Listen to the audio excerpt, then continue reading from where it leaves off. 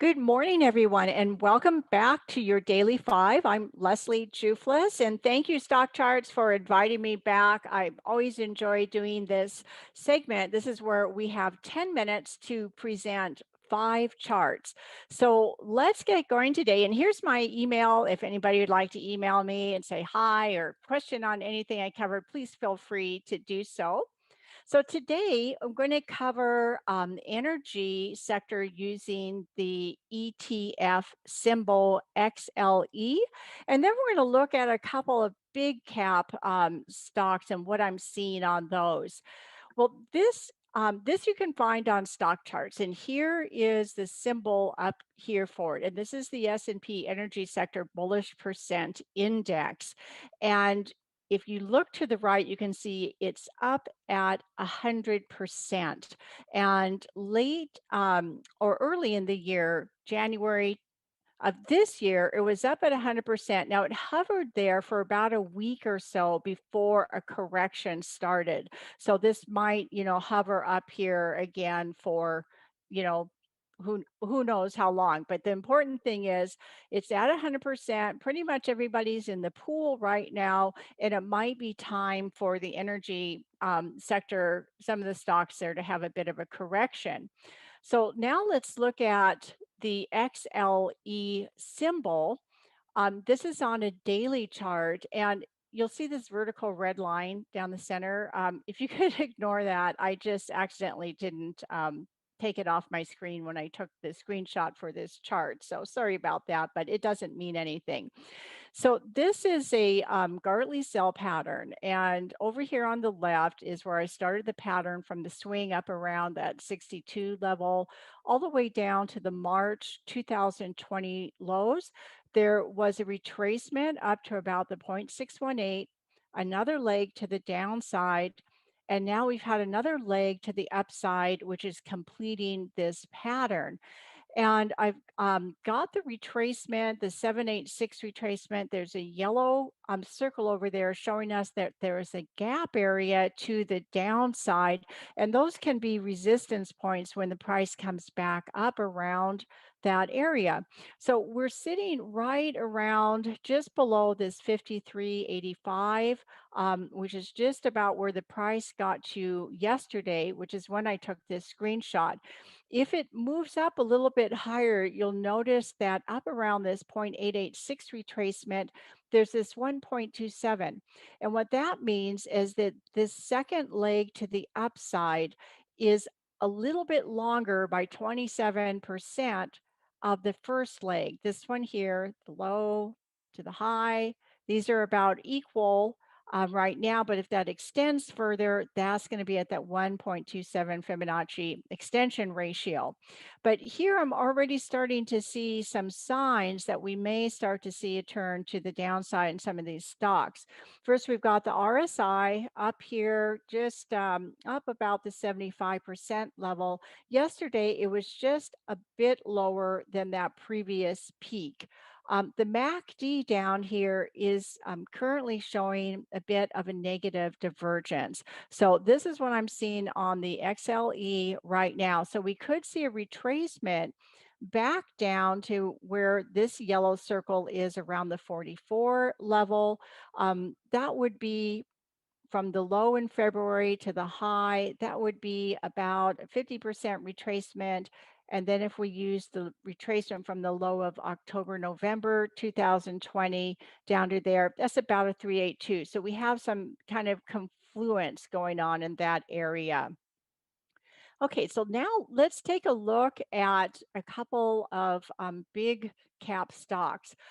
Let's start with Microsoft today. So I've covered Amazon, a big cap stock, on a previous daily five. I think February 24th was the last one. So you can check that one out. But that had a big pattern that's now broken to the downside. So Microsoft had what's called a butterfly cell pattern. And that's where we have an A, a B, a C, and an extended D.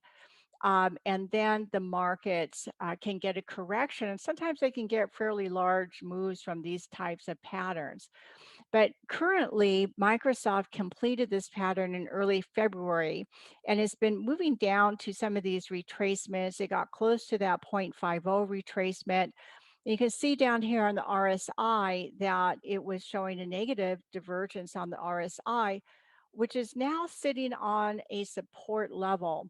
So what I'm thinking, what we might see is a little bit of a retracement back up towards that gap area marked in yellow, which I'm expecting resistance, and then possibly another swing to the downside, maybe towards the 618 or 786, and that may offer a good buying pattern on Microsoft. So we'll keep an eye on that. But for now, it's looking like any correction to the upside may be followed by more downside. So now let's take a look at Apple, and Apple has the same pattern. This is a daily chart, and this is a butterfly sell pattern. And we can see that Apple's had a deeper retracement so far than what Microsoft has had. And there were there was actually a second butterfly sell pattern, a smaller one from this would be the X down to here. That would be A to B, B to C, and an extended C to D, both coming into that same price range around that 145. And so it's same thing with Apple. If we see a retracement back to the upside, I think that once that completes, then we'll see more downside with Apple. The RSI on Apple has a much weaker look to it than what Microsoft has that we just looked at. We can see where the divergences were with the highs, the lows on the RSI have come down to a lower point. So I've marked in again a few areas where this yellow circle is, that's where I started a retracement from that low to high. And we can see Apple come down to maybe around this 886, maybe retest the low of this leg right here.